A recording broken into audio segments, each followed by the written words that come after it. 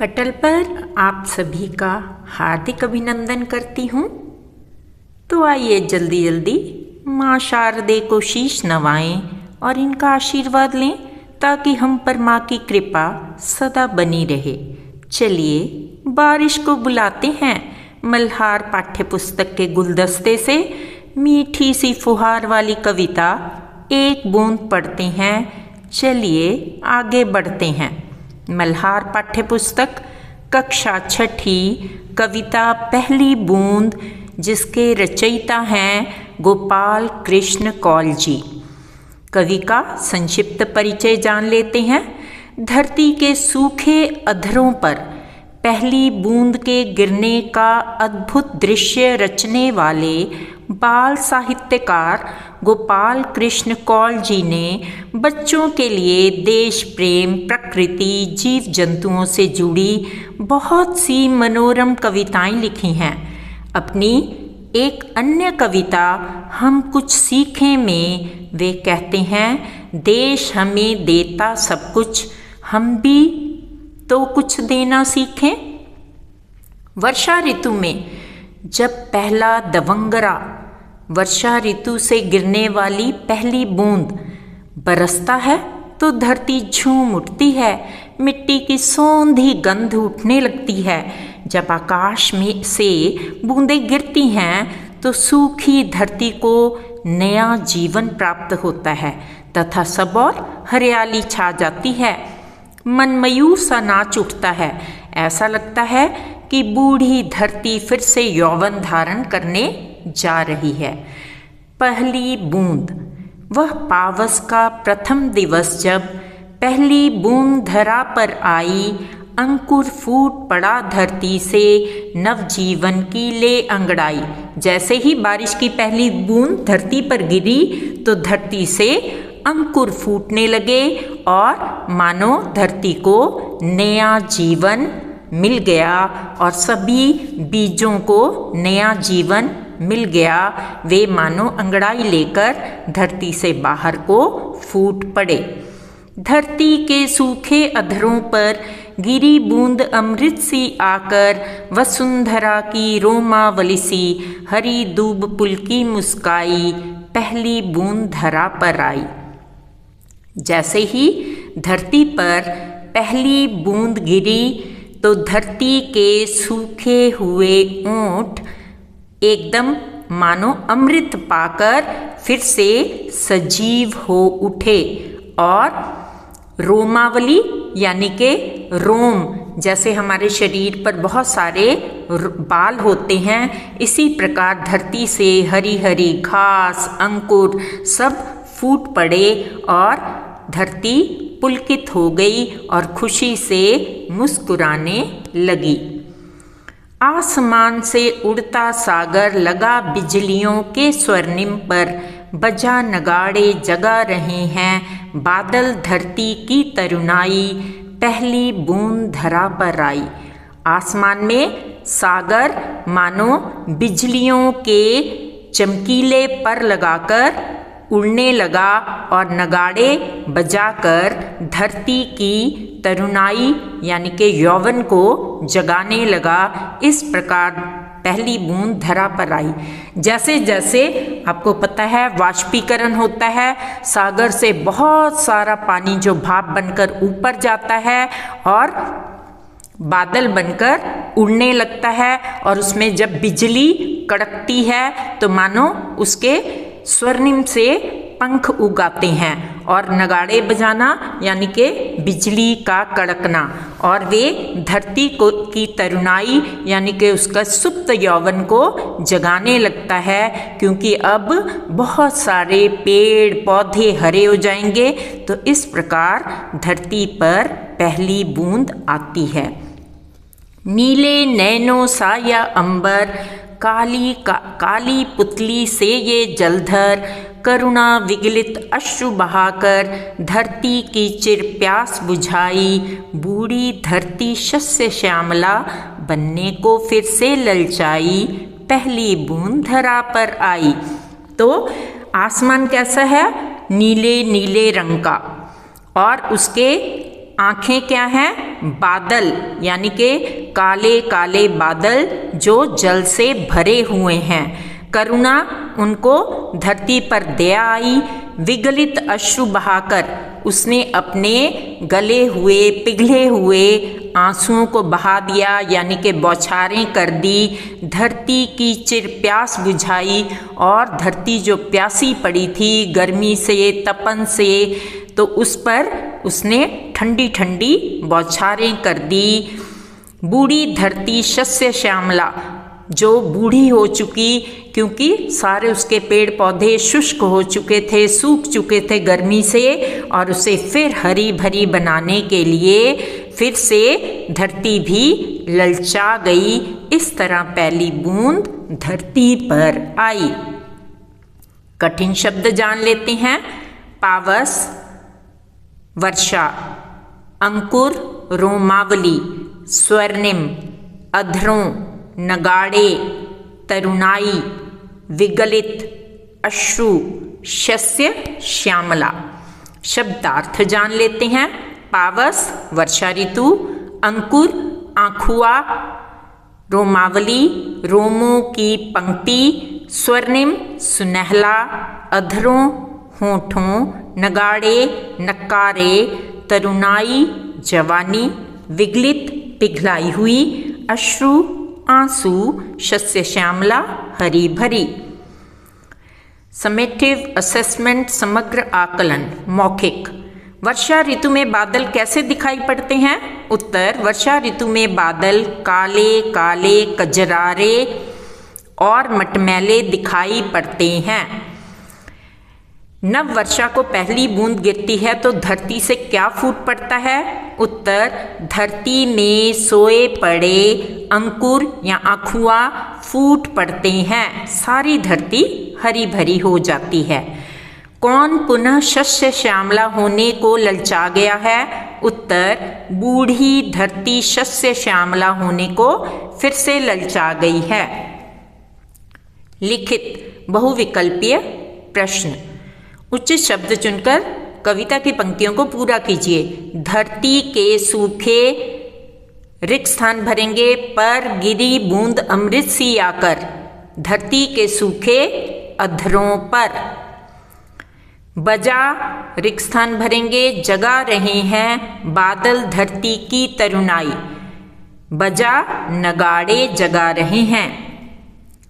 नीले नैनों सा यह रिक्त स्थान भरेंगे, नीले नैनों सा यह अंबर।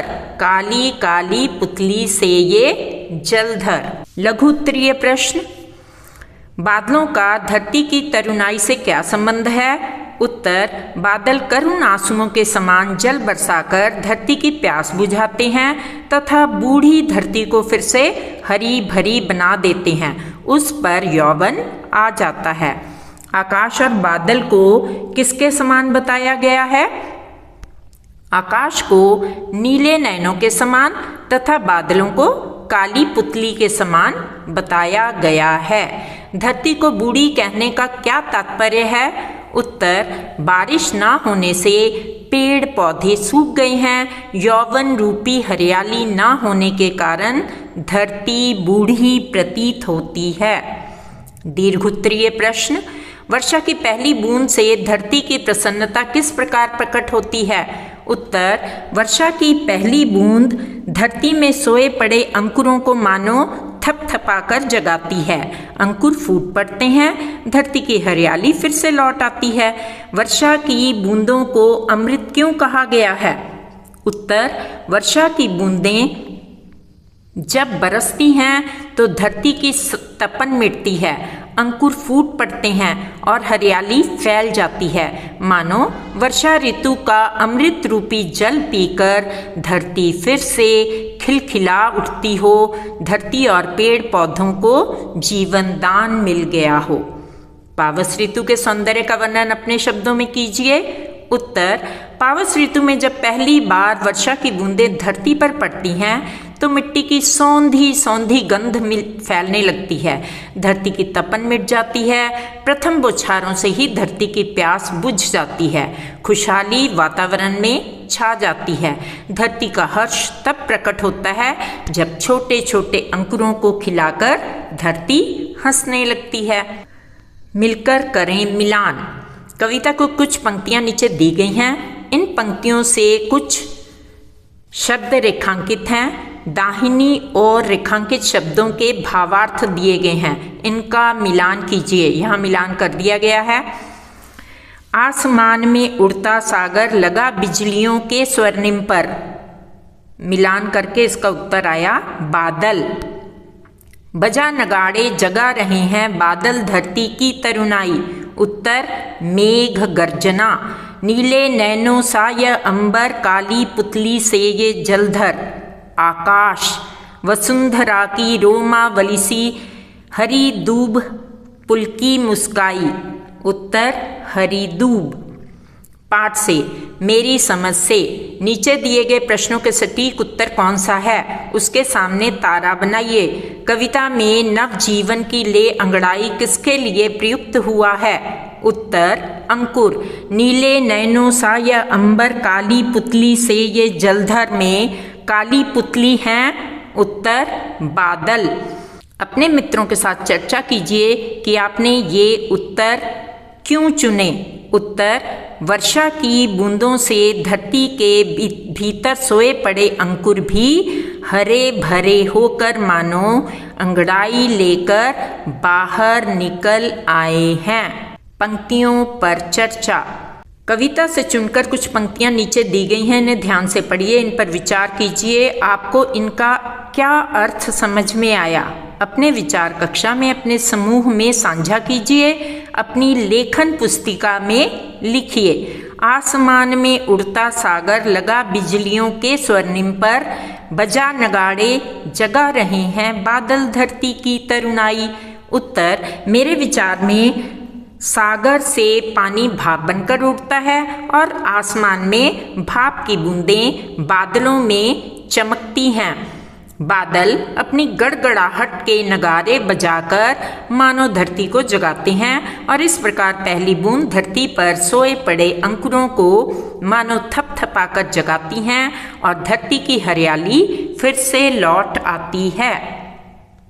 नीले नैनों सा यह अंबर काली पुतली से ये जलधर, करुणा विगलित अश्रु बहाकर धरती की चिर प्यास बुझाई, उत्तर आकाश नीली नीली आंखों के समान लगता है तथा काले काले बादल पुतलियों के समान लगते हैं।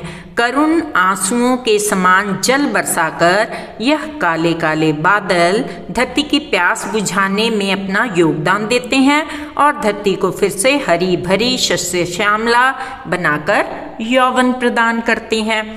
सोच विचार के लिए कविता को एक बार फिर से पढ़िए, निम्नलिखित के बारे में पता लगाकर अपनी लेखन पुस्तिका में लिखिए। बारिश की पहली बूंद से धरती का हर्ष कैसे प्रकट होता है, उत्तर बारिश की पहली बूंद से धरती का हर्ष तब प्रकट होता है जब छोटे छोटे अंकुरों को खिलाकर धरती हंसने लगती है। धरती के सूखे सूखे अधर अमृत के समान बूंदों को पाकर खिल उठती हैं। कविता में आकाश और बादलों को किनके समान बताया गया है, उत्तर कविता में आकाश को नीली आंखों के समान तथा बादल को काली काली पुतलियों के समान बताया गया है। कविता की रचना। आसमान में उड़ता सागर लगा बिजलियों के स्वर्णिम पर। कविता की इस पंक्ति का सामान्य अर्थ देखें तो समुद्र का आकाश में उड़ना असंभव होता है, लेकिन जब हम इस पंक्ति का भावार्थ समझते हैं तो अर्थ इस प्रकार निकलता है कि समुद्र का जल बिजलियों के सुनहरे पंख लगाकर आकाश में उड़ रहा है। ऐसे प्रयोग न केवल कविता की सुंदरता बढ़ाते हैं बल्कि उसे आनंददायक भी बनाते हैं। इस कविता में ऐसे दृश्यों को पहचानें और उन पर चर्चा करें। यह प्रश्न छात्र स्वयं करेंगे। शब्द एक, अर्थ अनेक। अंकुर फूट पड़ा धरती से नव जीवन की ले अंगड़ाई। कविता के इस पंक्ति में फूटने का अर्थ पौधे का अंकुरन है। फूट का प्रयोग अलग अलग अर्थों में किया जाता है, जैसे फूट डालना, घड़ा फूटना आदि। अब फूट शब्द का प्रयोग ऐसे वाक्यों में कीजिए जहां इसके भिन्न भिन्न अर्थ निकलते हों, जैसे अंग्रेजों की नीति थी फूट डालो तथा राज करो। उत्तर फूट, रजनी की तो किस्मत ही फूट गई, यानी कि टूट जाना। फूट, नेता विपक्षियों में फूट डालकर अपना उल्लू सीधा करते हैं। फूट, दोनों दलों में फूट पड़ गई। फूट, वर्षा ऋतु में पौधों पर नए नए पत्ते फूट पड़ते हैं। फूट, अचानक ज्वालामुखी फूट पड़ा। अनेक शब्दों के लिए एक शब्द। नीले नैनों सा यह अंबर, काली पुतली से यह जलधर। कविता की इस पंक्ति में जलधर शब्द आया है। जलधर दो शब्दों से बना है, जल और धर। इस प्रकार जलधर का शाब्दिक अर्थ हुआ जल को धारण करने वाला। बादल और समुद्र दोनों ही जल धारण करते हैं, इसलिए दोनों जलधर हैं। वाक्य के संदर्भ में या प्रयोग में हम जान सकेंगे जलधर का अर्थ समुद्र है या बादल।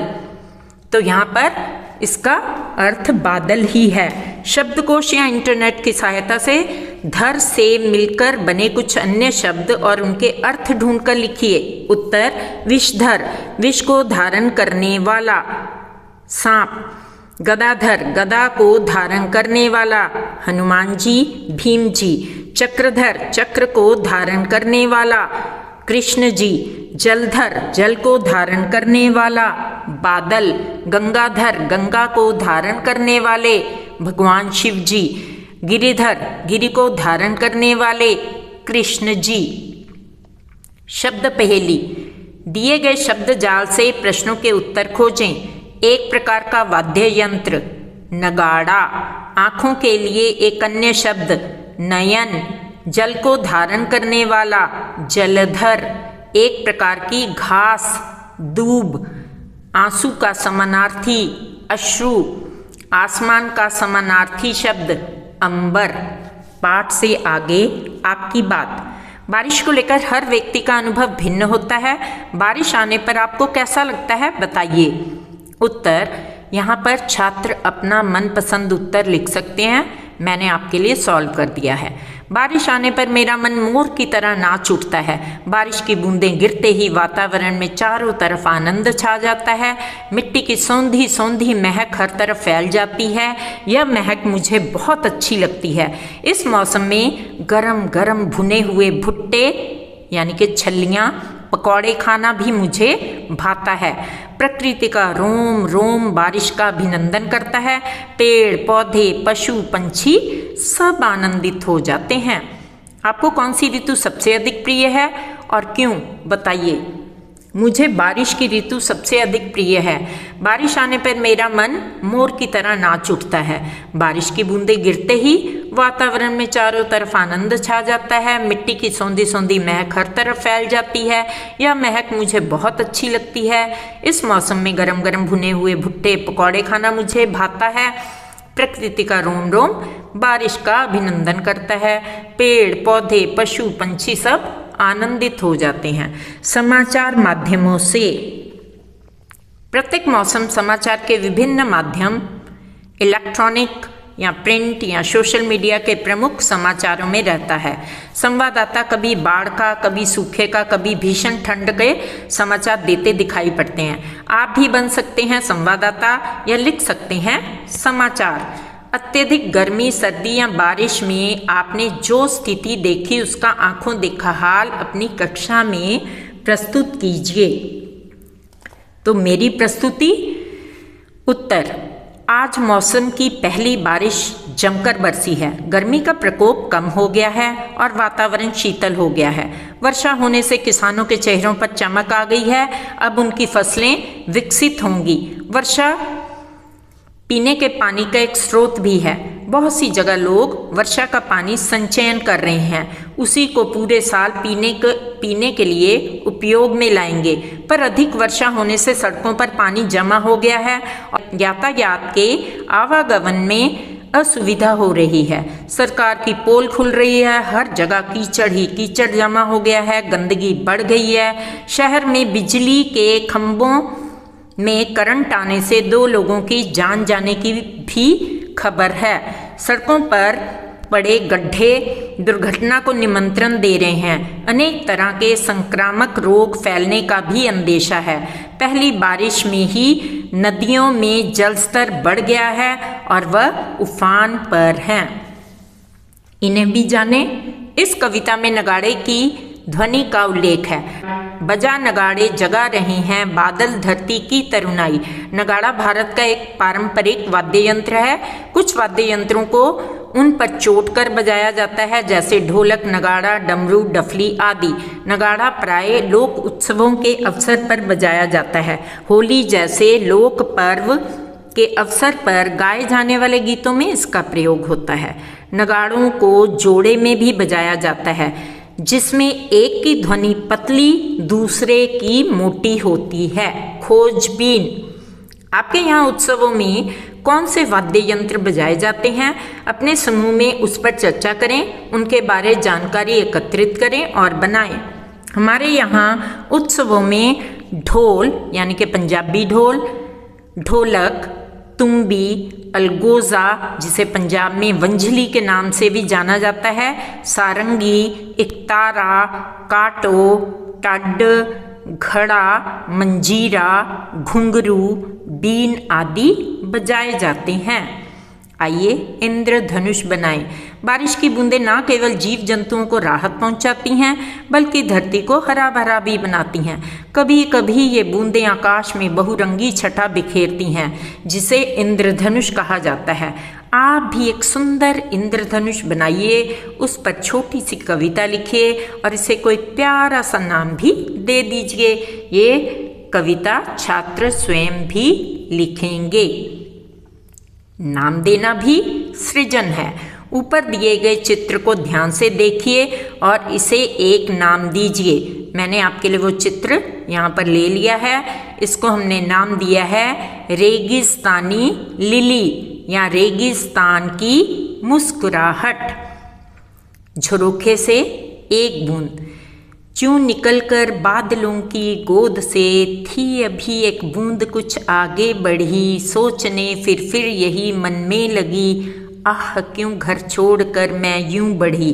तो अयोध्या सिंह उपाध्याय हरिऔध जी की ये सुंदर सी कविता आप पुस्तकालय में जाकर अवश्य पढ़ें और इसका आनंद लें। पाठ 3 पहली बूंद कविता का सार जान लेंगे। कवि कहता है कि वर्षा की बूंद जब धरती पर आती है तो धरती पर छोटे छोटे नए अंकुर खिलखिलाकर हंसने लगते हैं। धरती के सूखे हुए अधरों पर बूंद अमृत के समान गिरती है। सारी धरती हरी भरी हो जाती है तथा छोटी छोटी घास बहुत ही पुलकित होकर मुस्कुराने लगती है। सागर से उठी भाप की बूंदें बादलों में चमकती हैं। बादल अपनी गड़गड़ाहट से नगारे बजाकर धरती को जगा रहे हैं। इस प्रकार पहली बूंद धरती पर आई है। आकाश नीली आंखों के समान लग रहा है तथा काले काले बादल पुतलियों के समान लग रहे हैं। बादल करुण अश्रुओं के समान जल बरसाकर धरती की प्यास बुझाने तथा बूढ़ी धरती को फिर से हरी भरी बनाने और वर्षा की पहली बूंद धरती पर आई है। निम्नलिखित शब्दों के पर्यायवाची लिखिए। धरती, अचला, धरा, जमीन, रत्न, गर्भा। बहुत से दे दिए हैं, जो आपको सूटेबल लगें आप उनको याद करें और अपनी लेखन पुस्तिका में लिखें। आकाश, नभ, अनंत, अभ्र, पुष्कर, शून्य, तारापथ, सागर, समुद्र, उद्धि, जलधि, वारिधि, पारावार, सिंधु, बादल, कादम्बिनी, मेघ, मेघावली, अंबुधर, जलद, बारिश, वर्षा, मौसमी, वर्षाकाल, जल प्राप्ति, जल स्राव, वृष्टि। निम्नलिखित शब्दों के तत्सम रूप लिखिए। आंसू, अश्रु, नया, नव, पहला, प्रथम, सुनहरा, स्वर्णिम। वर्ण विच्छेद। यहाँ मैंने अमृत, प्रथम, स्वर्णिम, अश्रु के वर्ण विच्छेद आपके लिए सुलभ कर दिए हैं। फॉर्मेटिव असेसमेंट, रचनात्मक आकलन। पावस ऋतु में जब पहली वर्षा की बूंदें धरती पर पड़ती हैं तो मिट्टी की सौंधी सौंधी गंध बहुत अच्छी लगती है। धरती की तपन मिट जाती है। प्रथम दवंगरा से ही धरती की प्यास बुझने की आशा बंध जाती है। खुशहाली वातावरण में छा जाती है। पावस ऋतु में होने वाली प्रथम वर्षा की बूंदों का आनंद क्या आपने लिया है? यदि हाँ तो उसका वर्णन करो। यहाँ छात्र अपना अपना अनुभव लिखेंगे। मैंने अपना आपके लिए साझा कर दिया है।